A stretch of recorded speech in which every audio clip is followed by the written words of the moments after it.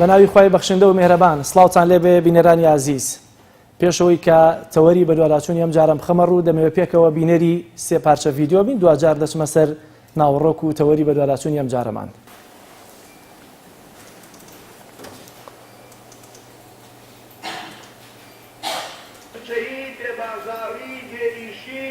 گرانی کاڵا و زۆری مەصرف وڵاتێکی دەوڵەمەند خەڵکێکی کەم نەوت و غاز و کانزا و باج و مەرزێکی زۆر کەچی سەی بکەن ئەم میلەتەی بەسەر هاتووە. بۆ شەرێک یەخەی گرتوین نزیکەی 1500 پێشمەرگە شەهید بووە و یاکن لە 5000 بریندار، نزیکەی 50000 زیاتر ڕۆڵەی ئەم میلەتە سەری خۆی هەڵگرتووە و زۆرێکی لە بەهلەکان وکاوە. کۆشتی بەرز و دەوڵەمەندی ناخۆڵا و وەزیر و بەرپرسی بازرگان، ئەمە هەمووی واقعی هەرێمی کوردستانە، گەلێکی بەتاو و برسی و گیرفان خاڵی. هۆکاری ئەم هەموو بەڵاو ئافاتە چییە؟ بۆ ئەمان بەسەر هاتووە؟ قورئانی پیرۆست لە سوورەی ئەعراف خی پەروەردگار دەفەرمێ وەلەو ئەن ئەهل القوڕى ئامنوا واتقوا، ئەگەر خەڵکی شارەکان ئیماندار بوونایە و تەقوایان ببوایە لەفتەحنا عەلەیهم بەرەکات من السەماء والأرض، بەرەکەتی ئاسمان و زەویم ئەوژان بەسەریانە. دیارە ئەمە وتاری یەکێک لە زانایەنیەکانە لە مزگەوتەکانی هەرێمی کوردستانەوە کە باز لە گرفتەکانی ئێستەی هەرێمی کوردستان دەکات و دوجاریش لە کۆتایی وتارەکە شێوازی چارەسەرەکانیان دەخاتە ڕوو. دەچمە لای ڤیدیۆی دووەمیان کە پێکەوە بینەری بین.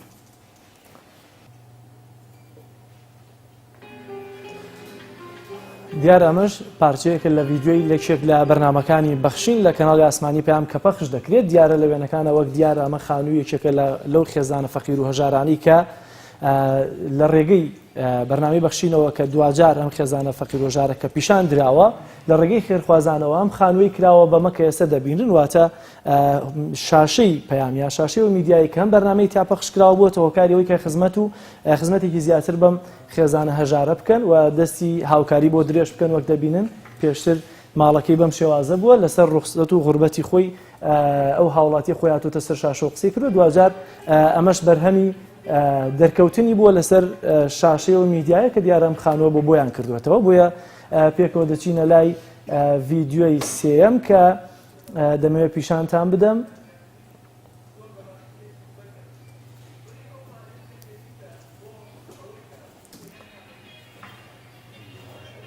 دیارە ئەمەش بەشێکە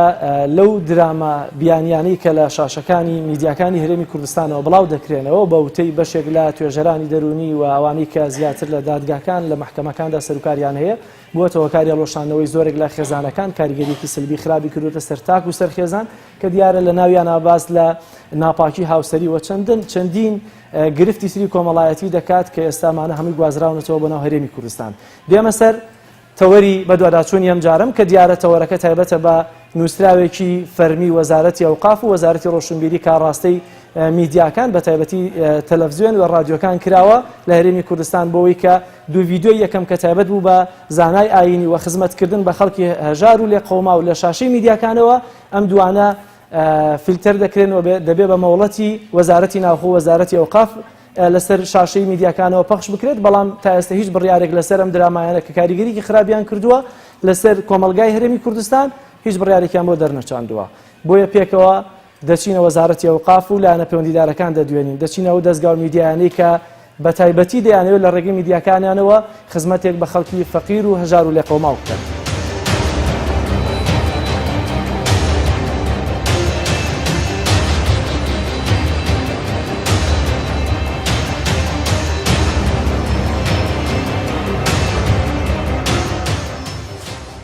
لیژنەیەکی هاوبەشی وەزارەتی ئەوقاف و کاروباری ئاینی و وەزارەتی ڕۆشنبیری و هونەری حکوومەتی هەرێمی کوردستان بڕیارێکی پێنجخاڵی دەردەکەن کە تەنها میدیا ئیسلامیەکان دەگرێتەوە. بەپێی بڕیارە هاوبەشەکەی ئەو دوو وەزارەتە میدیا بینرا و بیستراوەکان بۆیان نییە وتاری هیچ زانایەکی ئاینی پەخش بکەن بەبێ پرس و ڕەزامەندی وەزارەتی ئەوقاف. ئەوەش لە کاتێکدایە تەوەر و بابەتی وتاری زانایان لە مزگەوتەکان لەلایەن خودی وەزارەتی ئەوقافەوە دیاری دەکرێت. یەکێک لە خاڵەکانی ئەو بڕیارە کە بە زۆری میدیا ئیسلامیەکان و تەنانەت خەڵکیشی نیگەران کردووە ئەوەیە هیچ میدیایەک بۆی نییە خەڵکی فەقیر و هەژار لە شاشەکانەوە نیشان بدات بەبێ پرس و ڕەزامەندی وەزارەتی ناوخۆ بە مەبەستی کۆکردنەوەی هاوکاری بۆیان. هەر بەو بڕیارەش وەزارەتی ڕۆشنبیری حکوومەتی هەرێم کەناڵی ئاسمانی پەیامی ئاگادار کردووەتەوە لە ڕاگررتنی پەخشی بەرنامەکانی دەستگای خێرخوازی بەخشین.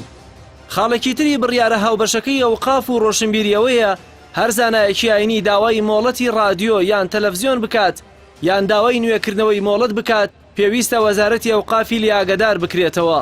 هەر لە بڕیارەکانی لیژنە هاوبەشەکەی و دوو وەزارەتەدا هاتووە کۆکردنەوەی باڵانس لە ڕێگەی میدیاکانەوە قەدەغەیە. ئەوەی جێگەی سەرسوورمانە چەندین کەمپین بۆ ڕاگرتن و سانسۆرکردنی درامابیانیەکان لە چەند کەناڵێکی کوردیەوە بە دۆبلاژی کوردی ئاڕاستەی وەزارەتی ڕۆشنبیری کراوە و زۆرینەی زانایانی ئاینیش نیگەرانی خۆیان لەو درامایانە و بێسانسۆریان لە پەخشکردنیان دەربڕیوە.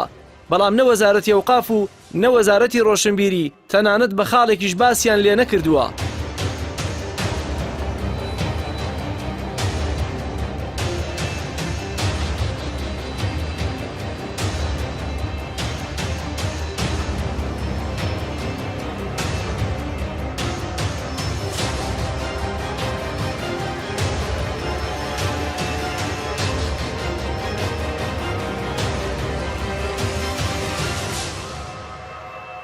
بڕیارەکان لەلایەن لیژنەیەکی هاوبەش لە وەزارەتی ئەوقاف و ڕۆشنبیریەوە دەرکراون. بە دووەڕاچوونەکانیش لە وەزارەتی ئەوقاف و ڕۆشنبیریەوە دەست پێەکەین.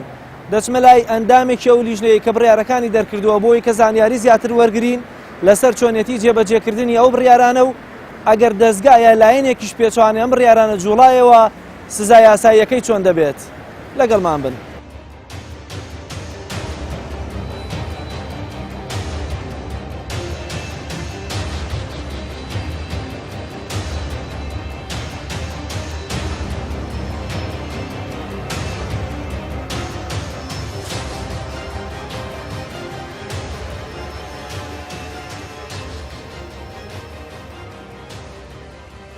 ماوەستا زۆر سپاس بۆ دەرفەتەی کە بە من بەخشی. دیارە جەنابەتێکێکی لە ئەندامانی ئەو لیژنەی کەم بڕیارەیان دەرکردووە بەڵام ڕەنگە ئەم پێنج بڕیارە کە دەرکراوە لە ڕاستەیەکە زۆر مەفهومەکەی نەدا بەدەستەوە کە چ جۆرە وتارێک دەگرێتەوە یا چۆن جێبەجێ دەکرێت. لە خاڵی یەکەما کە باستان کردووە نابێت هیچ وتار و خوتبەیەک بڵاو بکەنەوە بەبێ ڕەزامەندی وەزارەتی ئەوقاف و کاروباری ئاینی. چه جۆرە خوتبە و وتارێکی ئاینی دەگرێتەوە؟ یا تەنها ئەوانن کە لە مینبەرینەوە مزگەوتەکانەوە دەدرێنە وتارانە یا وتاری تریش دەگرێتەوە لە کۆڕ و سیمینار و ئەو بانخوازانەی تر کە کۆڕ دەکەن لە شوێنە گشتیەکاندا بەتایبەت؟ ڕاستیدا ئێمە لێژنەیەکی هاوبەشمان هەیە لە نێوان وزارەتی ئەوقاف و لە نێوان وزارەتی ڕۆشنبیری بۆ ڕێخستنی کارەکانی نێوانمان کە زۆرجار پەیوەندیمان بەیەکەوە هەیە و ئەم بابەتی کە جەنابەت باسیەکەی پەیوەندی بە ڕاستپاردەکانی کۆنفرانسی گوتاری ئاینی هەیە کە ساڵی 2016 وزارەتی ئەوقاف ئەنجامیدا.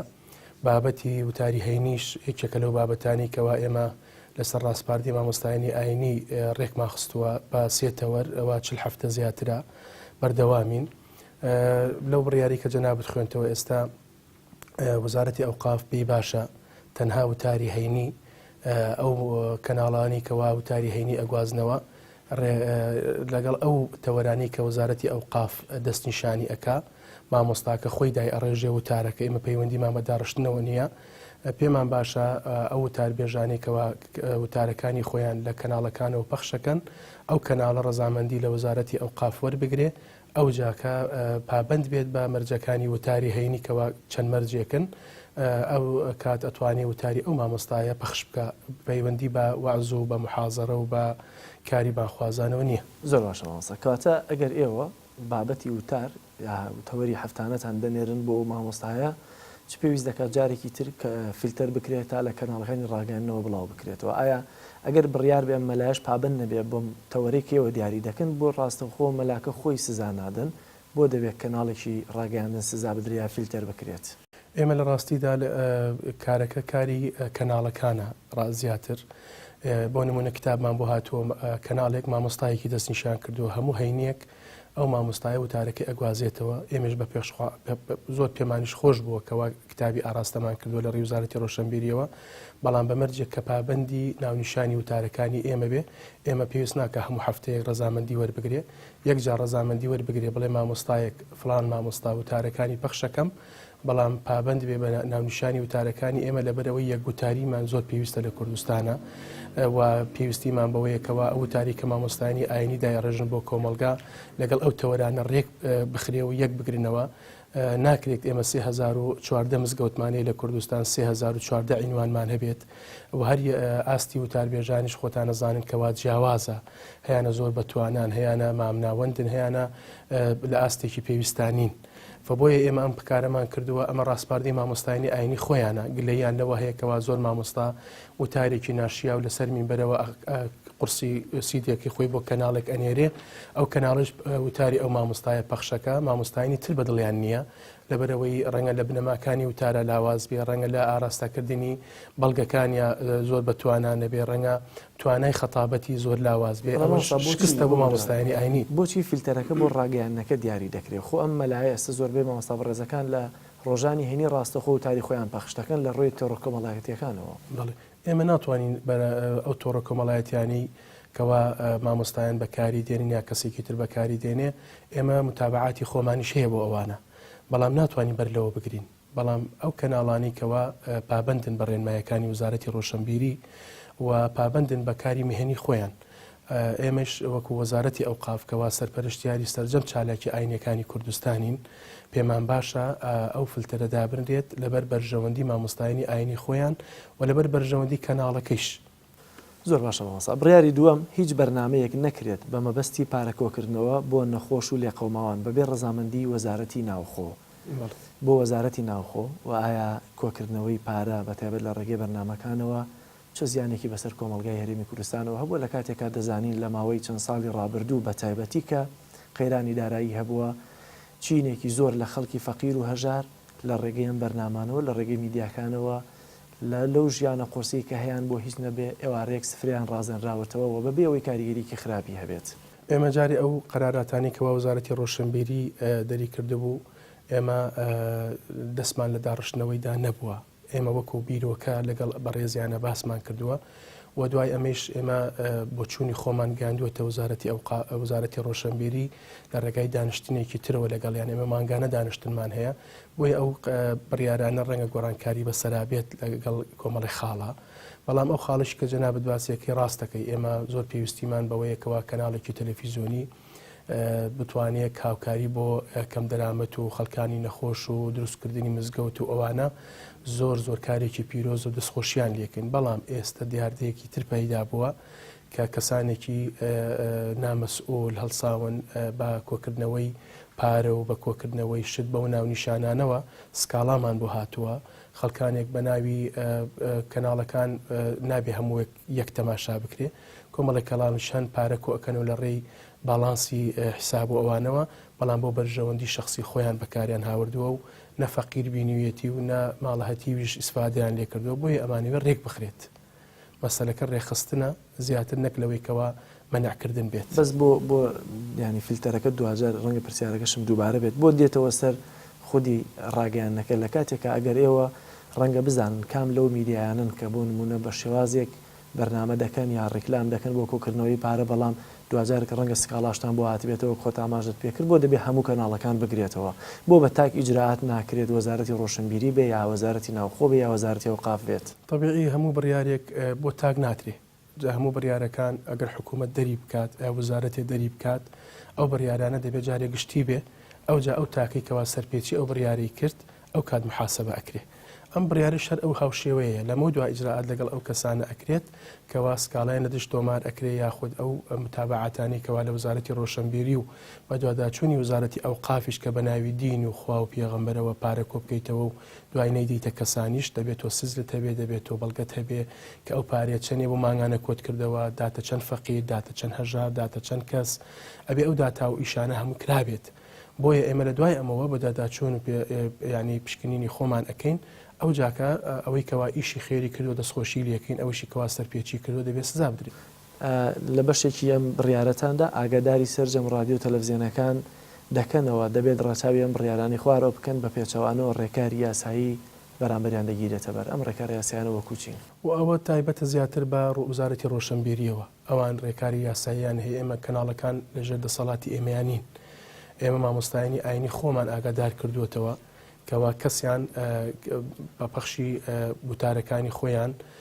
بەبێ ڕەزامەندی ئێمە یاخود پێچەوانی ڕێنمایەکانی ئێمە نەبێت لەمە دووە چونکە هەر مامۆستایەک پێچەوانی وتارەکانی هەینی بێ یاخود ئەو بابەتانی کە دەستنیشان کراوە بۆیان بینێرێ بۆ هەر کەناڵێک یا هەر شتێک ڕەنگە ئەو مامۆستای لێ پێچینەوەی لەگەڵا بکرێ بەوەی کەوا مخالفەی بابەتی ڕێخستنی وتاری هەینی کردووە زیاتر کەناڵەکان پەیوەندی بە وزارەتی ڕۆشنبیریەوە هەیە ئەوان ئەزانن کار و یاسایی و بابەتی لێپێچینەوە چۆنە زۆر باشە مامۆستاگیان ئێستا لە کۆنفرانسی 2016 مامۆستایان یانیدا پێم وایە بەشێک لە تەوەرەکەش سەبارەت بە ئەو درامایانە بوو کە ئەگەر چێندە لە مامۆستایان لە ئێستەشی بەدواوێت یانیان ڕەخنەیان هەیە کە لە هەرێمی کوردستان دەهێنرێن کەلتورێکی وڵاتێکی بیانیە و کاریگەریەکی خراپی لەسەر کۆمەلگای ئێمە دروست کردووە کە هەمومان دیارە لەبەر چاومانەکەم درامایانە چۆن کاریگەریان دروست کردووە ئێوە بۆ هیچ بڕیارێکتان لەسەر ئەمە دەرنەکرد ئەگەر ئەمە ئەنجامی کۆنفرانسەکەی ساڵی 2016تان بووە لەسەر ئەو ینی درامایانە لە کەناڵەکانی تر بوو بڕیارتان هەیە ئەبێت لە داهاتوودا یا بۆ بڕیارتان نەبووە ئێمە وەک وزارەتی ئەوقاف دائیمەن کاتێکە وزارەتی ڕۆشنبیری کەوا پەیوەندیدارە بەم مەسەلەیە لەگەڵ زۆر وزارەتی تریشا دانیشتنمان هەیە ئەگەر لەگەڵ وزارەتی ڕۆشنبیریە هەر بڕیارێک درابێ باسی مامۆستای ئاینی کرابێ ئەم باسی ڕۆشنبیریشمان لەگەڵا کردووە باسی مەلایە کرابێ باسی ڕۆژنامە نووسمانیش لەگەڵا کردووە ئەو گلەیانی کە مامۆستایانی ئاینی کردویانە یا کۆمەلگا کردوێتی گەیاندومانەتە وزارەتی ڕۆشنبیری و جەختمانیش لەسەر ئەوە کردوێتەوە کەوا دەبێ کۆمەلگای ئێمە کۆمەلگایەکی پارێزراوە بێ لە درامای خراپ و لە بیرۆکی خراپ و جەختشی لەسەرەکەینەوە زۆر جار و لە ناو خۆمانی شاوەکو لە ژنەی بۆردی وەزارەت و وەکو وەزارەتی ئەوقاف و بەڕێبەرایەتی ئیرشاد و هەموو وەزیریش خودی جەنابی وەزیریش هەوڵ بۆ ئەوادینکەوە بە هەر میکانیزمێک بێت وا بکەینکەوە ئەو کەناڵانی کەوا لەسەر کێفی وزارەتی ڕۆشنبیریە تەسیری خۆی بەکاربێنێکەوە ئەو شتانی کە ناشیاوە بۆ کۆمەلگاکەمان بەخش نەکرێت بە هیچ شێوازی ئێستا هەستەکەم ئەم بڕیارانە بڕیاری وەزارەتی ڕۆشنبیرین و بەسەر ئەو قافا جێبەجێ دەکرێت بەڵامەوە نەتانتوانیوەکە هەمووتان وێستە جەنابیشت لەسەرەوەن کە ڕێگری لەو درامایانە بکرێ بۆ نەتان کردووە بە بڕیار بۆ ڕۆشنبیری باەکێک لە خاڵەکان ئەوانە بووایە طبیعی ئێمە وزارەتی ڕۆشنبیری هیچ ناتوانێت بەسەر ئێمە بچەسپێنێ ئێمە بەڕاوێژ لەگەڵ ئێمەیە بەڵام ئێمە دانیشتن ترمان کردووە دوای ئەو بڕیارە کە تێبینی خۆمان لەسەر بڕیانەکان داوە پێیان بە ئومێدی ئەوەین کەوا نووسراوێکی تر دەربچێتەوە شێوازی داواکانی ئێمەی تیا بنووسرێ و ئەو بابەتی دراما و ئەمانیشمان زۆر لەگەڵان باس کردووە بە ئومێدین کەوا لە داهاتوێکی نزیکە لەگەڵیانە بکەینە ئەنجامێک.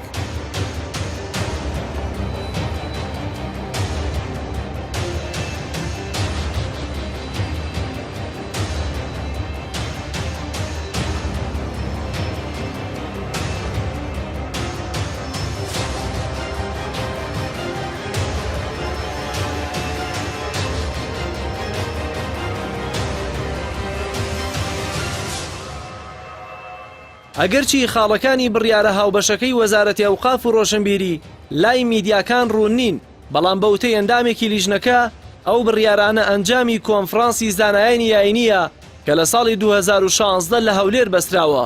بە دوواداچوونەکانی ژەوەیان دەرخستووە بە پاساوی ئەوەی میدیا هەبووە هاوکاری بە ناوی خەڵکی فەقیر و هەژارەوە کۆ کردووەتەوە بەڵام دوجار پارەکە بۆ خودی میدیاکە و شەخص بووە میدیا شەیە وتاری کۆن پەخش دەکات کە بە کەڵکی ئەم سەردەمە نایێت بڕیار هاوبەشەکەی و دوو وەزارەتە زانایانی ئاینی و میدیا ئیسلامیەکان دەکاتە ئامانج جگەل لە نیگەرانی زۆرینەی زانایانی ئاینی لەو بڕیارە سەرۆکی یەکێتی زانایانی ئاینی کوردستانیش بڕیارەکانی پێسەیرە و باوەڕیوایە کورد هەمیشە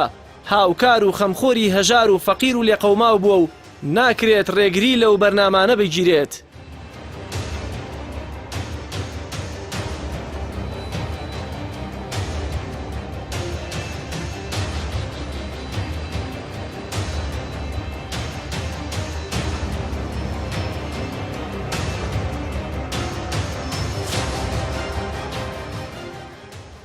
مامۆستا زۆر سپاس بۆ دەرفەتە دیارە لە ئێستادا بڕیارێک گەیشتووەتە هەندێک لە میدیاکان لەوەی کە لە وەزارەتی ئەوقاف و وەزارەتی ڕۆشنبیریەوە دەرکراوە کە بۆیان نییە یەکێک لەو دوو خاڵانەی کە لەناو 5-6 خاڵەکەی هەیە گرنگ بێ ڕەنگە بۆ هەندێک لە میدیاکانەوەیە کە بۆیان نییە هیچ وتار و خۆتبەیەکی مامۆستایانی ئاینی بەبێ ئیجازەی ئەوقاف بڵاو بکەنەوە. ئەم بڕیارە ئێوە پێتان چۆنەوە ئایا خۆتان بەشدارن لەو جۆرە بڕیارانەیە ئاگاتان لێتی؟ بەحقیقەت مزگەوت مؤسسەیەکە لە مؤسسەکانی حکوومەتی هەرێمی کوردستان وەکو سەرجەم وڵاتانی تری جیهانی ئیسلامی پەیوەستە بە وەزارەتی ئەوقاف هەموو کاتێک ئێمە بە شانازی شەواڵێن وتاری مزگەوتەکانی کوردستان لە بواری میان ڕەوی و جەسپاندنی برایەتی و پێکەوە ژیان ڕۆلی کاریگەریان هەبووە زۆر ئاساییە ئەگەر بێت وەزارەتی ئەوقاف هەوڵ بدا بۆ ڕێخستنی ئەم بابەتە بۆ ئەوەی کەوا هەندێک کەناڵ ئەبینی زۆر زار هەندێک وتاریان بڵاو کردەوە لەوانەیە لەگەڵ واقعەکە و بارودۆخەکە نەگونجێ یان لەوانەیە وتارەکە وتارێکی کۆن بێ مڕعاتی کات و وەختی ئێستان نەکردووە لەوانەیە وتارێکی هەینی 10 ساڵ پێشی ئێستا ئەو وتارە خوێنرابێتەوە نەگونجێ لەگەڵ بارودۆخی ئێستایان لەگەڵ واقعە تۆزێک لێک دوور بێ بۆی بۆ ڕخستنی ئەو بابەتە زۆر ئاساییە وەزارەتی ئەوقاف و کاروباری ئاینی ئەم بابەتە ڕێک بخاتەوە بە هەمانجی لەگەڵ وەزارەتی ڕۆشنبیری بەڵام نابێ ئەمە بیتە بیانۆیەک بۆ قەدەغەکردنی وتاری هەندێک لە مامۆستانی ئاینی ویان ڕێگەگرتن لە پەخشکردنەوەی خوتبەی ڕۆژانی هەینی چکە لە هەموو وڵاتانی جیهانی ئیسلامی ئەم بابەتە ڕێکخراوە ڕاگەیاندنەکان وتاری هەینی بڵاو ئەکەنەوە بەڵام بە تەنسیق لەگەڵ حکوومەت. زۆر باشە ئەم ینی قەدەغەکردنە یا ئەم ڕێگە پێدانە بە ئیجازەی وەزارەتی ئەوقافەوە چه جۆرە خوتبە و تارێک دەگرێتەوە؟ ئایا هەموو کۆڕێک دەگرێتەوە هەموو بانخوازێک کە قسە دەکامانە هەمووی دەگرێتەوە یا تەنها مەلایەک کە لە ڕۆژی هەینی لەسەر مینبەری مزگەوتەکانەوە خوتبە دەدات؟ بە لێکدانەوەی خۆمان تەنها وتاری ڕۆژی هەینی ئەگریتەوە ئەو وتارێکەوە وەکو واجبێکی شەرعی موسڵمانان هەفتانە لە مزگەوتەکان ئەنجامی ئەدەن نخۆ بابەتەکەی تر و کۆڕ و سمینار و ئەوانە پەیوەست نابن بۆ بڕیارە وەکو ئێمە لێ حاڵی بووینە. زۆر باشە سەبار بەیەکێکی تر لەو خاڵانەی کە باس لەوە دەکا ینی ڕێکلامکردن بۆ کۆکردنەوەی پارە پیشاندانی خەڵکی فەقیر و هەژار ئەم جۆرە بەرنامانە قەدەغە دەکرێت ماوەستا لە ئێستا لە دیارە هەندێک دەستگا هەن یا هەندێک دەستگای خێرخوازی هەن بەم شێوازە بەم تاریخە خزمەتێکی زۆریان بە خەڵکی فەقیر و هەژار کردو بە تایبەتی لەم دۆخە قەیراناویەدا دەکرێت ئەمە لەمەولا بەبێ پرسی وەزارەتی ناوخۆ نابێ بکرێت ئەم هەموو فیلتەرە پێویستە لەسەر ئەم بابەتە ئەم خاڵە. یەکەمی شت مەسەلەی کۆکردنەوەی هاوکار و یارمەتی ئەسڵان ئیشی وەزارەتی ئەوقاف و کاروباری ئاینی نییە بۆیە ناکرێ ئەم بابەتە ببەسترێتەوە بۆ وەزارەتی ئەوقاف. بەڵێ خاڵی دووەم لە دێرین زەمانەوە خەڵکی کوڕ خەڵکێکی خێرخواز بووە هاوکاری خەڵکی فەقیر و یارمەتی دەر و لێ قەوما و هەژارانی کردووە ناکرێت ڕێگە لە کاری خێرخوازی بگیرێت چونکە گەری کورد بە گەلێکی فەقیر دۆست ناسراوە بۆ بە درێژایی مێژوو هەتا لە سەردەمی باس ئەو خەڵکی کە لێ قەوما و باس دژایەتێکی زۆری کردن و ئاوارە و دەربەدەری کردن خەڵکی شارەکانی تری کوردستان هاوکاری کۆمەچیان بۆ کۆکردنەوە بە تایبەتی ئێستاش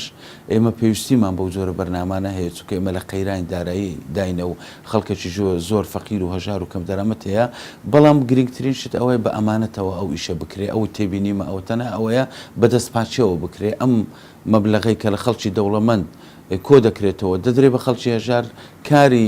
دەستگا ڕاگەیاندنەکە تەنها وەسیلە بێ ئامرازێک بێ بۆ ناساندنی خەڵکە فەقیرەکە بە خەڵکە دەوڵەمەندەکە و گەیاندنی ئەو پارێش بە یان ئەو هاوکاریە بە شێوەیەکی ئەمانەتەوە ئەوەی تریان ئێمە بە باشی نازانین ڕێگری لێ بکرێ بەڵکو پێمان باشە ئەو زۆر بەرنامانە هەر بەردەوام بن بەڵام بە ئالیەتێکی دەستپاچی و گونجاو. بەڕایەوە چه پەیوەندیەکی بە وەزارەتی ناوخۆ هەیە و ئێوە پێشێتی زانای هیچ قسەیەک یا ڕخنێکتان لەسەر ئەم خاڵە هەیە؟ ئێمە هیچ ڕخنەمان لە بەرنامەکانی خۆبەخش و کۆکردنەوەی هاوکاری نەبووە هیچ تێبینیمان نەبووە و ئەو بابەتەش دەکرێت لە وەزارەتی ڕۆشنبیری پرسیان ئەوان دایاناوی ئێمە ئاگاداران. ماوەستا ئەو درامایانە ئێستا لە هەرێمی کوردستانە وەکو زانایان ڕەنگە دەردەدڵی خەڵک کێشە کۆمەڵایەتیەکانتان زۆرتر پێ بگات کاریگەریان هەبووە لەسەر کۆمەلگای ئێمە تون و تیژی لێکەوتوێتەوە فەسادی لێکەوتوێتەوە هیچ کە هۆکاری ئەو درامایانە بوو بن؟ بەتاکید ئێمە زۆر تێبینیمان هەبووە و لەسەر دووسێ کەناڵیش سکاڵای یاساییمان تۆمار کردووە دووسێجان لەگەڵ داواکاری گشتی دانیشتوین شتەکانمان پێداون داواکاری گشتی خۆشبەختانە بابەتەکانیان جوولاندیە دواتر بەڕێوەبەری کەناڵەکان هاتوونە لێرە بەڵێنیان داوە کە حاڵەتە دووبارە نەبێتەوە خۆشبەختانە ئەو دووسێ کەناڵی ئێمە تێبینیمان لەسەر بووە هاتوون بەڵێنیان داوە و حاڵەتەکەشیان دووبارە نەکردەوە بەڵام ئەشبینی بەداخەوە لە هەندێک کەناڵی تریش هەیە و حاڵەتی نەخوازراویشی لە دروست کراوە.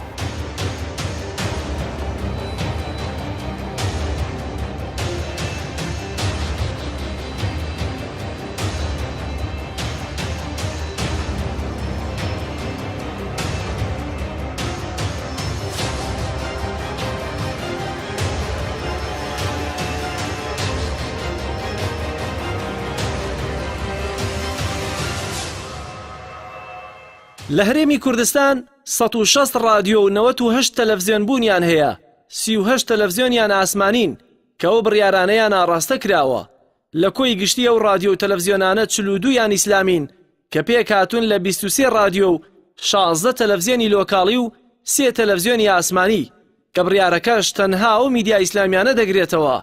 چونکە هەروانن وتاری ئاینی پەخش دەکەن و هاوکاری بۆ فەقیر و هەژار کۆ دەکەنەوە و هەرزانای ئاینیشە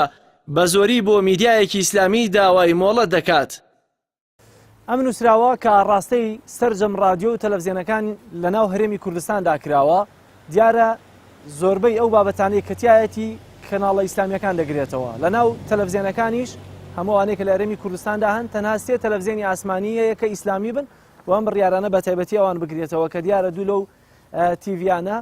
کەناڵی ئاسمانی پەیام و بانگەوازن کە من دەمەوێت بچمە لای بەڕێوەبەری گشتی تۆڕی میدیایی کۆمەڵکەم دوو میدیایی لە بەردەستایە دوجاریش سەردانیەکێک لە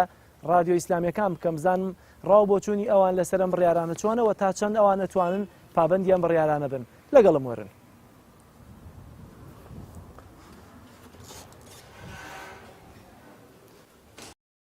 جگە لە پەخشکردنی وتاری مامۆستایانی ئاینی بە تایبەت لە کەناڵی بانگەواز، گەورەترین بەرنامەی خێرخوازی بەرنامەی بەخشینە کە ماوەی زیاتر لە 10 ساڵە لە پەیام پەخش دەکرێت و لە دوای دەرکردنی ئەو بڕیارانەش بە ئاگادارکردنەوەیەکی تایبەتی وەزارەتی ڕۆشنبیری پەخشی بەرنامەی بەخشین ڕاگیراوە. بەخشین دەستگایەکی خێرخوازی کۆمەڵایەتیە کە ئامانجلەی پێشکەشکردنی هاوکاری و ئەنجامدانی پرۆژەی خێرخوازی جۆرە و جۆرە بۆ زۆرترین چین و توێژە جیاجیاکان و شایستەکانی کۆمەلگا، وەک خاوەن پێداویستی تایبەت، هەژاران، نەخۆش، بێباوکان، زیان لێکەوتوانی کارەساتە سروشتی و مرۆییەکان بە شێوەیەکی دادپەروەرانە و بە مەبەستی باشترکردنی بژێوی ژیانیان و باری تەندروستیان. پرۆژەکانی بەخشین پێکاتون لە پرۆژەی نیشتەجێبوون. دەستگای بەخشین 116 خان و بەسەرجەم پێداویستیەکانی ناوماڵەوە بۆ منداڵانی بێباوک و هەژار و نەخۆشی دروست کردووە لە شار و شارۆچەکانی هەرێمی کوردستان بە بڕی 7 ملیار و 500 ملیۆن دینار. پرۆژەی کەرتی تەندروستی بە مەبەستی خزمەتکردنی هاوڵاتیان بە گشتی و هەژاران بە تایبەتی لە کەرتی تەندروستیدا دەستگای بەخشین نەخۆشخانەیەک لە سلێمانی و 2 کۆمەلگای پزیشکی لە پارێزگای هەڵەبجە و شاری کەلاری کردووەتەوە کە ڕۆژانە سەدان نەخۆش بە نرخێکی گونجاو چارەسەریان بۆ دەکرێت بە بڕی 4 ملیار و 222 ملیۆن و 137 هەزار دینار. هاوکاری هەژار و نەخۆش ئەو کەسانی نەخۆش بوونیان هەژار و دەستکورد بوون دەستگای بەخشین توانیوێتی لە راپۆرتی هاوکاریدا 14075 کەس بە بڕی جیاواز هاوکاری بکات کاکۆی گشتی با بڕی 3 ملیار و 420 ملیۆن دینار بووە. موچەی بێباوکان بەشی بێباوکانی دەستگای بەخشین مانگانە موچە بەسەر 290 منداڵی بێباوک دابەش دەکات بە مەبەستی دابینکردنی بژێوی ژیانیان بە بڕی 1 ملیار و 673 ملیۆن و 193 هەزار دینار. چارەسەری نەخۆش لە دەرەوەی وڵات ئەو کەسانەی کە تووشی نەخۆشی سەخت و دژوار بوون و لە هەرێمی کوردستان چارەسەریان نەدەکرا لە ڕێگەی دەستگای بەخشینەوە نێردراون بۆ دەرەوەی وڵات و چارەسەری پێویستیان بۆ ئەنجام دراوە بە بڕی 979 ملیۆن و 558 هەزار دینار. هاوکاری ئاوارەکان دەستگای بەخشین وە گەرکێکی ئاینی و نیشتیمانی هاوکاری گەیاندە و خێزانانەی کە لە زێدی خۆیان ئاوارە بوون کە لە نەتەوە و ئاینە جیاوازەکان ڕوویان لە هەرێمی کوردستان کردبوو. هاوکاریەکان پێکاتبوون لە کەلوپەلی ناوماڵ و خۆراک و جلوبەرگ بە بڕی 499 ملیۆن و 291 هەزار دینار. پرۆژەی خۆراک دەستگای بەخشین لە ساڵانی ڕابردوودا لە چەند پرۆژەیەکدا تەواوی پێداویستی خۆراکی بەسەر زیاتر لە 14,000 خانەوادەی هەژار دابەش کردووە بە بڕی 497 ملیۆن و 830 هەزار دینار. هاوکاریکردنی 2479 نەخۆشی درێژخایەن بە بڕی 328 ملیۆن و 100 هەزار دینار. پرۆژەی قوربانی 26,600 سەراژەڵی گەورە و بچووک بە بڕی 414 ملیۆن و 550 هەزار دینار دابەش کردووە بەسەر 26,600 خێزانی هەژار. هاوکاری بێباوکان دەستگای بەخشین ساڵانە لە بۆنە و یادەکاندا هاوکاری منداڵانی بێباوکی کردووە کە تەمەنیان لە خوار 15 ساڵەوە بووە بۆ ئەوەی دڵخۆشیان بکات و هەست بە بێنازی نەکەن بە بڕی 247 ملیۆن و 800 هەزار دینار. هاوکاری 2476 منداڵی بێباوکی کردووە. پرۆژەی دابینکردنی کورسی شەحن دەستگای بەخشین هەستاوە بە دابینکردنی کورسی شەحن بۆ ئەو کەمەندامانەی کە توانای ڕۆشتنیان نییە و لە ماڵەکانیان گۆشەگیر بوون. دابینکردنی 179 کورسی کارەبایی بە بڕی 247 ملیۆن و 82 هزار دینار بۆ 179 کەمەندام. پرۆژەی هاوکاری کەمەندامان دەستگای بەخشین بەردەوام لە پرۆژەکانی هاوکاری مادی و معنەوی کەمەندامانی کردووە بە هەموو بەشەکانیەوە بۆ هۆیەوەی لە هەرێمی کوردستان نەموچەیەکی شایستەیان هەیە و نەکار و پیشەیەکی گونجاو. هەر بەو هۆیەوە هاوکاری 1889 کەمەندامی کردووە بە بڕی 208 ملیۆن دینار. پرۆژەی هاوکاری ژینگە پارێز دەستگای بەخشین هاوکاری بەسەر 1285 ژینگە پارێز دابەش کردووە کە موچەکانیان بەشی بژێوی ژیانیان ناکات بەتایبەت لە دوای ئەو قیرانە داراییەی کە ڕووی لە هەرێمی کوردستان کردووە بە بڕی 128 ملیۆن و 500 هزار دینار. پرۆژەی ماتۆڕی بارهەڵگر دەستگای بەخشین 61 ماتۆڕی بارهەڵگری بۆ 61 خێزانی هەژار دابین کردووە تا ببێتەوە کاری پەیداکردنی بژێوی ژیانی خۆیان و خانەوادەکانیان با بڕی 105 ملیۆن دینار. هاوکاری قوتابیان بە مەبەستی بەرەودان و بەردەوامیان لەسەر پرۆسەی خوێندن دەستگای بەخشین هاوکاری 800 قوتابی هەژار و بێباوکی کردووە لەسەر جەم قۆناغەکانی خوێندندا بە بڕی 92 ملیۆن و 90 هزار دینار. دابینکردنی سەرچاوەی بژێوی دوای چارەسەرکردنی نەخۆشەکانیان لە دەروی وڵات دەستگای بەخشین 5 ئۆتۆمبیلی لە جۆری تەکسی و پیکا بە مەبەستی پەیداکردنی بژێوی ژیان بۆ ئەو نەخۆشانە دابین کرد با بڕی 7 ملیۆن دینار. پرۆژەی درومان بە مەبەستی فێرکردن و ڕوخساندنی هەلیکار بۆیان دەستگای بەخشین ئێستا بەکردنەوەی خولی درومان بۆ 207 سەرپەرشتیاری منداڵی بێباوک و مەکینەکانی بە دیاری پێبەخشین بە بڕی 7 ملیۆن و 299 هزار دینار. کۆی سەرجەم پرۆژەکانی دەستگای خێرخوازی بەخشین 20 ملیار و 650 ملیۆن و 430 هزار دینارن بۆ 75201 خانەوادەی نەخۆش و هەژار و منداڵی بێباوک. سەرجەم پرۆژەکانی بەخشین لەلایەن خێرخوازانەوە پاڵپشتی دارایی دەکرێن. حەزی زۆر سپاس بۆ دەرفەتە. دیارە ئەو بڕیارانی کە بە لیژنە هاوبەشەکەی وەزارەتی ئەوقاف و ڕۆشنبیری دەرکراوە بۆ میدیا و بۆ رادیۆ تەلەڤیزیۆنەکان بەگشتی بە زۆری باز لە بوارە ئاینیەکەی دەکات کە دیارە لە ناو تەلەڤیزیۆنە ئاسمانیەکانیش 3 تەلەڤیزیۆنی ئاسمانیان لە هەرێمی کوردستان کە دوانیان جەنابەت بەڕێوەبەری گشتی ئەو دوو میدیاییت هەست ناکەن ئەم بڕیارانە تایبە بۆ میدیای ئیسلامیەکان دەرچووەوەیەوە ئەم بڕیارانە چۆن دەبینن؟ دیارە لە کاتێکا حکومت بۆ خۆی دەستەوسانە لە دابینکردنی بژێوی خەڵقی و بەهۆی ناتەوانایی لە ئیدارەدانی کاروباری هاوڵاتیان و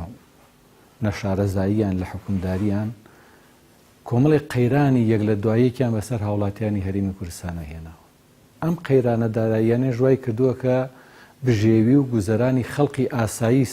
قورس بێت چ جای ئەوەی خەڵقێکی هەژار و نەبوو خاوەن پێداویستە تایبەتەکان و خەڵقی ئاوارە و دەربەدەر. لە بری ئەم ناتەوانایی حکومەتە لە بری شکست خواردووی کارەکانی ئەوان کەناڵە ئیسلامیەکان هاتوون وەک دەستێکی مێرەبان بەرنامەی خێرخوازیان داناوە کە لە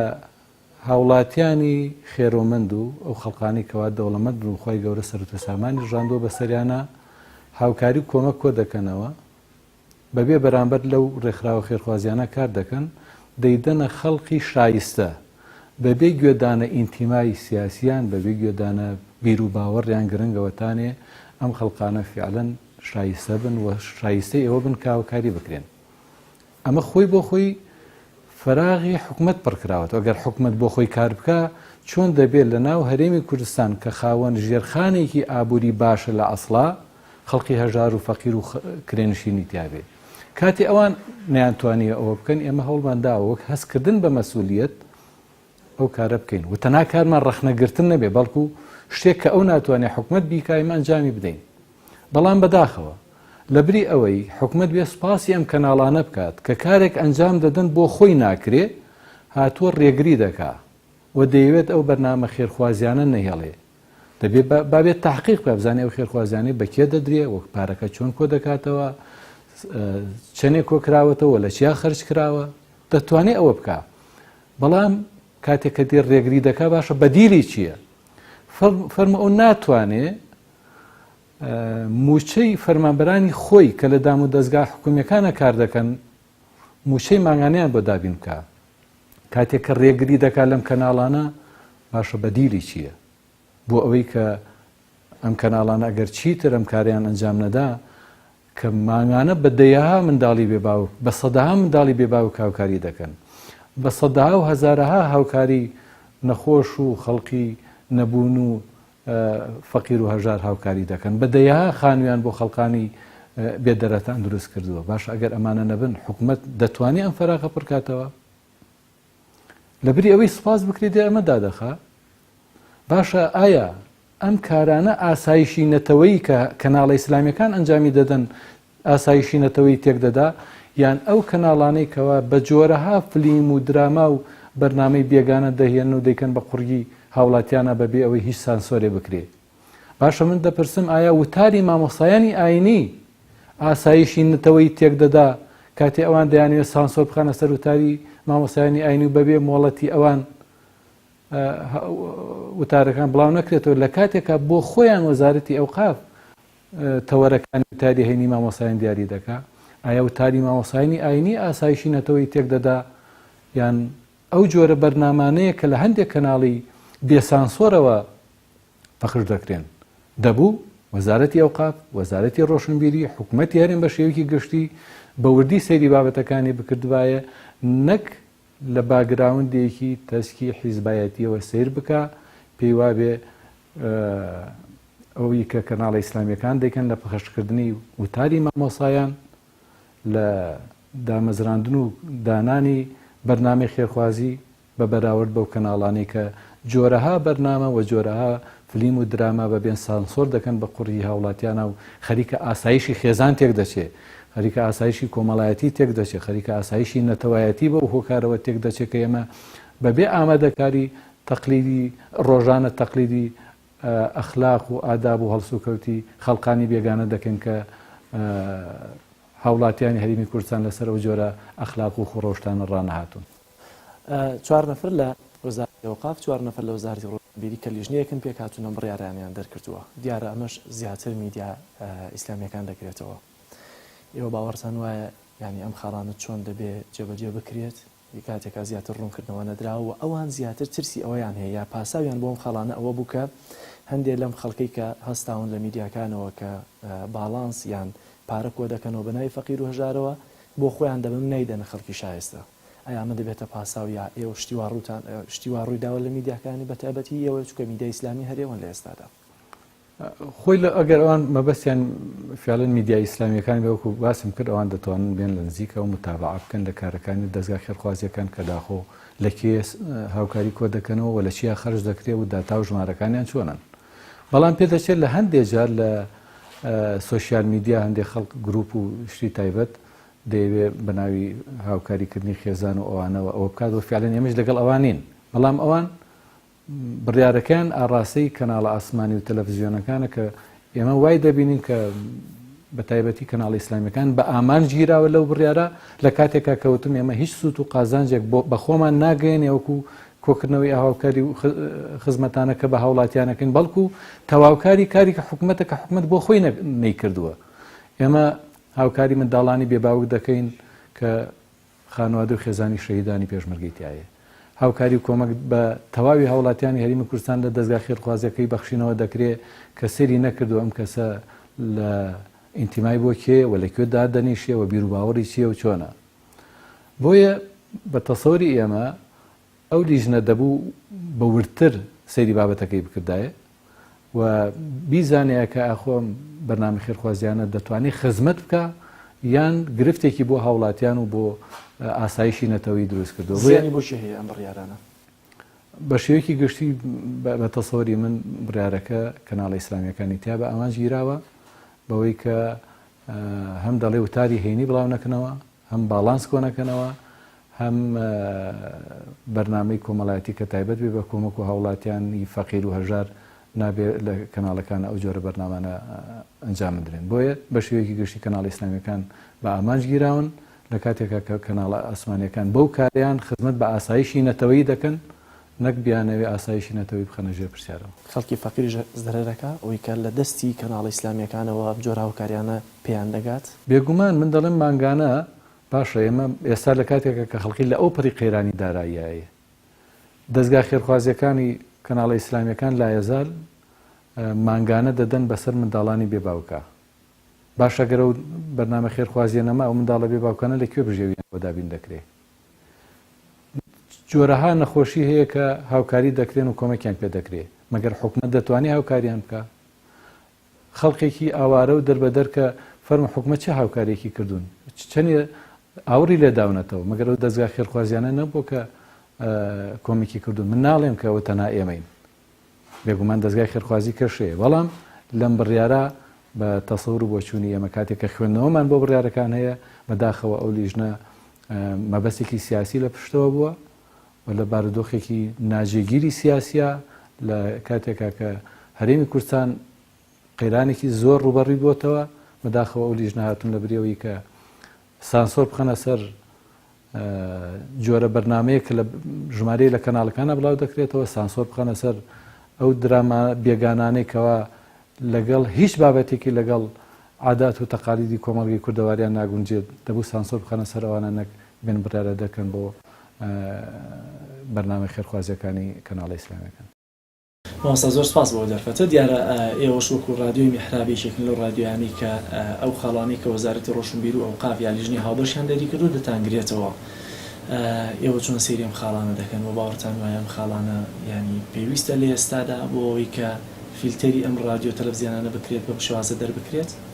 بسم الله الرحمن الرحیم. سوپاس و ستایش بۆ خوای گەورە، درود لەسەر گیانی پاکی پێغەمبەری ئیسلام، سەلام و ڕەحمەتی خوا لە ئێوەی بەڕێز و بینەرانی خۆشەویستان. بێگومان ئەم بڕیارانەی کە بە هاوبەشی لە وەزارەتی ڕۆشنبیری وەزارەتی ئەوقاف دەرکراوە بۆ کۆمەڵێک یاسا بۆ کۆمەڵێک تەحجیمکردن و سنووردانان بۆ کاری دەستگاکانی ڕاگەیاندن، ئێمە وا دەبینین کە ئەمە بەڕاستی پێچەوانەی ئەو ئازادی و کرانەوەیە کە ئەمڕۆ لە دنیادا ڕۆئەدا. ئەمڕۆ دنیا بەرەو کرانەوەیشی زۆر گەورە ئەڕوا و بەڕاستی هەر کەسێک بێوێ ئەم کرانەوەیە سنووری بۆ دانێ بێژگە لە خۆ مەشغوڵکردن و خەڵک مەشغوڵکردن هیچی تر نییە. و خاڵێکی تر کە گرنگە ئێمە لەم بوارەیە قسەی لەسەرکەین، ئەم کەناڵانەی کە زیاتر وەکو بڵێ هەستەکەی کە کۆمەڵێک کەناڵی تایبەت ئەگرێتەوە، سنووردانان و بربەزدانان بۆ کۆمەڵێک کەناڵی تایبەتی کە بە شایەتی جەماوەری کوردستان بێژگە لە خزمەتکردن بە دین و بە ئەخلاق و بە مەبادی و بە قیەم و بەرزجوانەکانی ئیسلامەتی و کوردایەتی هیچ شتێکی تریان نییە. بۆ خۆی ئەمە پێچەوانەی ئازادی ئینسانەکانە، پێچەوانەی یاساکانی ڕۆژنامەگەری هەر تەنانەت لە کوردستانە کە بەداخەوە زۆر لە کوردستانە زۆر یاسا و ڕێسای جوان دەرچوو، بەڵام جێبەجێ ناکرێ. ئەوە من نیم جێبەجێ ناکەم، ئەوە هاوڵاتی نییە جێبەجێ ناکە. لە ڕاستیە ئەوە حکومەت و دەسەڵاتدارانن کە ئەو یاسایانی کە لە پەرلەمانەوە دەرئەچێ جێبەجێ ناکەن و پێشێلی ئەکەن. ئەگەر رادیۆیەک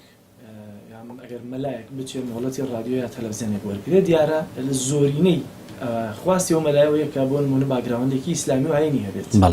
بۆچی ئەم فۆکسە کراوەتە سەر مەلا لە یەکێک لەو خاڵەکان کە دەبێت ئەم مەلایە بۆ نمونە وەزارەتی ئەوقافی لێ ئاگادار بکرێتەوە بۆ پێدانی ئەم مۆڵەتە لە کاتێکا مۆڵەتە پێوەستە بە وەزارەتی ڕۆشنبیری و ڕەنگە ناوخۆوە پێوەست نەبێت بە وەزارەتی ئەوقافەوە، بەڵام بۆ فۆکس دەخرێتە سەر مەلا کە دەبێت لەو لا وتارەکەی باگەداری ئەوقاف وڵاو بکرێتەوە، لەم لاوە دەبێت مۆڵەتەکەی باگەداری ئەوقاف پێ بدرێت. وەڵاهی من وا هەستەکەم ترسێکی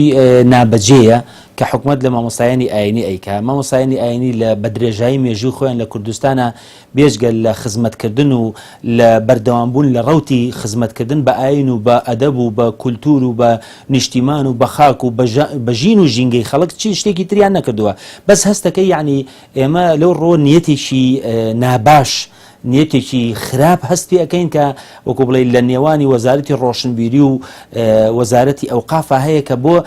تەحجیمکردنە، یعنی بۆ سنووردانان بۆ کاری مامۆستایە. مامۆستایەکی ئاینی هەروەک ڕۆشنبیرێکی تر وەکو مامۆستایەکی زانکۆ ئازادە، ئەڕوا کارێک لەگەڵ کاری مەلایەتیەکەی خۆیە، کاری ئیمامەت و پێشنوێژەکەی خۆیە کە ئەو بە مۆڵەتی ڕسمی لە ئەوقاف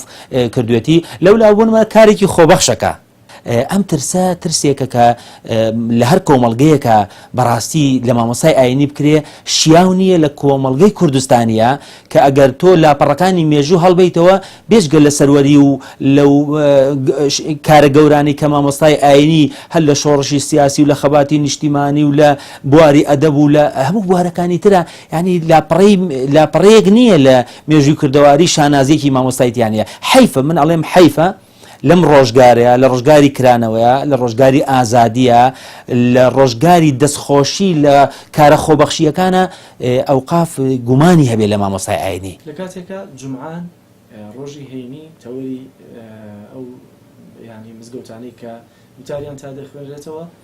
ئەوقاف دیارریەکە بەڵام لەم لاشەوە جارێکی تر فیلتەری ڕاگەیانەکان دەکرێت بۆی کە بە پرسی ئەوانەوە ئەم وتارە بڵاو دەکرێتەوە ئەم هەموو فیلتەرە لە پێناو چیانی مەلایەک ئەگەر لە شوێنێکا زانایەکیانی وتاری هەیە ئەوەندە ترس لە وتارەکەی هەیە بۆچی مۆڵەتی لێ وەرناگرێتەوە بۆچی لەسەر میحرابەکەی خۆی سزای نادەن ینی ڕاستە خۆی لە ڕاستی ئەمە بڕیارێک با بڵین ئەگەر تا ڕادێ هەر یاسایەک دەربکرێ بۆ تەنزیمی کاروباری خەڵک تەنزیمی کاروباری ئیداری و فەرمانگەکان شتێکی جوانە بەڵام ئەوە یەکەم ئەبێ دەستەیەکی ئیداری شارەزا ئەو بڕیارە دەربکەن و زۆر جار ئەشی گەڕنەوەڵێن ئەمە پێشنیاری مامۆستاکان خۆیانە بەڕاستی لە ڕاستی ئەمە پێشنیاری مامۆستاکان خۆیان نییە مامۆستا قەت پێشنیاری ئەوە ناکە سنوورەکانی کارکردن و خەبات و تێکۆشانی لە هەموو بوارەکان و خزمەتکردن بە خاک و نیشتیمانەکەی خۆی لە بەردەمیدا بەرتەس کرێتەوە بۆیە ئەم جۆرە کارانە یعنی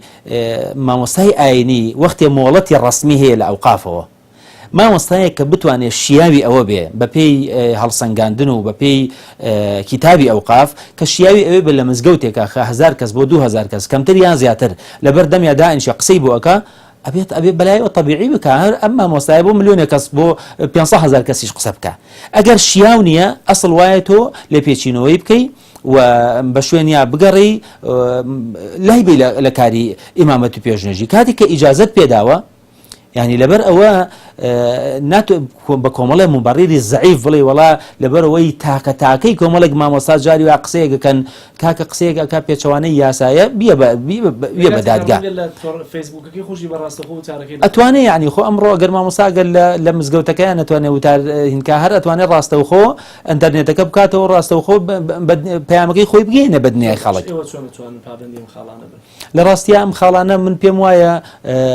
پێچەوانەی یاسای ڕۆژنامەگەریە واگەر پەرلەمان هەبوایە واگەر بەڕاستی یاسا هەبوایە ئەبێ بەجددی هەموو لایەکمان تەعن لەم جۆرە یاسایانە بدەین و بە دوواداچوونیان بۆ بکەین و داواکاری گشتیش حەق لەسەر ئەم مەوزوعانە بێتە جوابەوە چونکە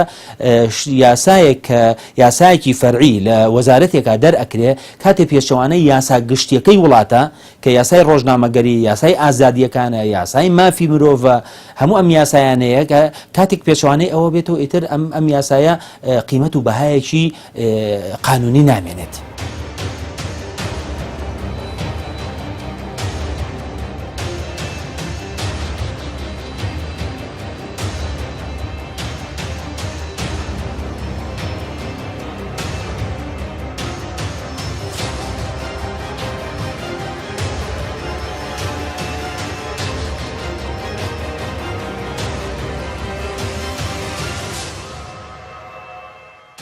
ڕاگررتنی پەخشی بەرنامە خێرخوازیەکان و وتاری مامۆستایانی ئاینی نەک تەنها زیانیان بۆ کۆمەلگانیە بەڵکو سوود و کاریگەریەکی باشی بۆ پتەوکردنی خێزان و کۆمەلگا و کەمکردنەوەی تونند و تیژیەکان و ڕێژەی تەلاقە بووە و بە پێچەوانەی پەخشی درامابیانیەکان کە پڕن لە نمایشی چۆنیەتی ناپاکی هاوسەرگیری و خیانەت و تاوانەکانی کوشتن و دزیکردن و چەندین کاریگەری خراپیشی لەسەر کۆمەلگای کوردی دروست کردووە و سەرەڕای چەندین کەمپین و ناڕەزایی دژی ئەو درامایانە هێشتا وەزارەتی ڕۆشنبیری و ئەوقاف تەنانەت بە 1 و 6 باسییان لێوە نەکردووە تەنانەت زۆر جاریش بە ئازادی کاری میدیا ناوی دەهێنرێت با بڕوای بەشێک لە توێژەرانی دەرونی پەخشکردنی ئەو درامابیانیانە ڕێژەی تونند و تیژی و کێشە خێزانیەکان و تەنانەت تەلاقیشی زیاد کردووە. مامۆستا زۆر سپاس بۆ دەرفەتە لێەوە دەست پێەکەم مامۆستای ئاینی یا مەلا لە کۆمەلگەی ئێمە باش و خراپەکەی لەکوێیە کاریگەری لەسەر کۆمەلگەی ئێمە چۆنە کە لە ئێستادا هەوڵ دەدرێ بۆ نمونە لە مزگەوت تەوەری بۆ دیاری بکرێ لە کەناڵی ڕاگەاندن کاتێک کە وتارەکەی بڵاو بکرێتەوە دەبێت پێشتر پرسی پێ بکرێت ینی کاریگەری باش و خراپەکەی مەلا لە کۆمەلگەی ئێمە لە چیدایە لەکوێیە چۆنە ئەگەر ئێمە باسێکی کۆمەلگای خۆمان بکەین و هەر لە سەرەتای دروستبوونی کۆمەلگای کوردیەوە ئەوەی کە بەڕێوەبەری کۆمەلگای کوردی وە زیاتر مامۆستایانی ئاینی بەڕێز بوون کە توانیویانە ئاستێکی باڵا ببینە ڕۆڵێکی گەورە ببینێت لە پەروەردەکردنی هەم تاکەکانی کۆمەلگایە هەم بەڕێوەبردننی کۆمەلگا بە شێوەیەکی زۆر ڕێکوپێک و زۆر بەباشی بۆ ئێمە ئەتوانین بڵێن مامۆستا بە گرنگیەوە ئەتوانی سیر بکرێ دەستنیشانی هەموو کارە جوانانەی بۆ بکرێت کە ئاراسی کۆمەلگای کردە چ وەکو ئاستی تاگیان وەکو ئاستی بەڕاستی لەسەر ئاستی کۆمەڵگای کە توانیوێتی کاریگەریەکی زۆر گرنگی هەبێ هەروەها لە بواری خێزانە توانیوانە باشترین بەرجەستیان هەبێ کە زۆربەی کێشە خێزانەکان لەڕێی ئەوانەوە باشترین چارەسەری بۆ دروست بوو کە ئەمە توانین بڵێن زۆرینەی ئەو شتانی کە لەباری مامۆستا ئێمە توانین بڵێن جێگەی ڕێز و تەقدیرن و هەروەها جێگەی ئەوەن کە زیاتر نرخاندنیان بۆ بکرێ بەڕاستی چکە زۆرینەی کاتەکان توانیوانە کاریگەریەکی زۆر باشیان هەبێ لەسەر کۆمەلگا کاریگەری خراپ بە ڕاستی ئێمە ناتوانین بڵێن کاریگەری خراپ چکە ئەو شتانی کە مامۆستا دواوە لەسەی تەنها کۆنتاکتی مامۆستا بۆ لەگەڵ کۆمەلگایە لەگەڵ جۆرەتی ژیانکردنە ئیتر ئەم ژیانکردنانەی هەندێک کەس بە باش بینی بێتی هەندێک کەسی تر بە خراپ بینی بێتی ئەوە ئەکەوێتەوە سەر وێنەی ئەو کەسانە کە ڕوانینی ئەو کەسانە بۆ ئەو وتاری کە مامۆستا وتارەکەیەوە لێرە ینی بەڕاستی باشترین کاریگەریان هەبوو لەسەر کۆمەڵ زۆر باش مامۆستا حاڵەتێک هەیە کە لە ڕابردوودا قسەی لەسەر کراوە لە ئێستاشدا قسەی لەسەر دەکرێەوە هەوڵی فیلتەرکردن یا بە جۆرێک کورتکردنەوە و چوارچەوەی بۆ دیاری دەکرێەوەی کە هەرێمی کوردستان لە ساڵانی دوا بە قەیرانێکی قوڵی دارایەتی ئەپەڕێ خێزانێکی زۆری ینی فەقیر و هەژار هەن و ئێستا هەندێ بەرنامەی تایبەت هەیە لە میدیاکان کە پەخش دەکرێت بۆ کۆکردنەوەی هاوکاری و خزمەتکردنێکی زیاتر بۆ خێزانانە بەڵام ئەم خێزانە لە شاشەکانەوە پیشان دەدرێن یا ڕکلامێکیان بۆ دەکرێت بۆ کۆکردنەوەی پارەکە ئەمە ینی ڕنگدانەوەی خراپ لە کۆمەلگی ئێمە هەیە یا بەڕاستی خزمەتێکە بە خەڵکی فەقیر و هەژار کە دەکرێت بەڵێ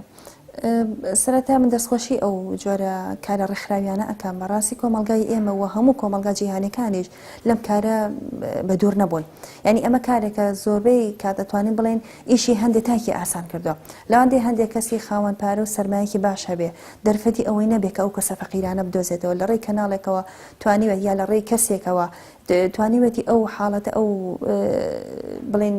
پارەی ئەو هەر بڕێک بێت بیگەینە بۆ ماڵە فەقیرێک بەڕاستی ئەمە گەورەتری ئیش کراوە لەو بینە بەڵام ئێمە توانین یەک خاڵ دەستنیشانی خاڵک بکەین لێرەیە لەوانەیە هەندێک لە خێزان هەبێ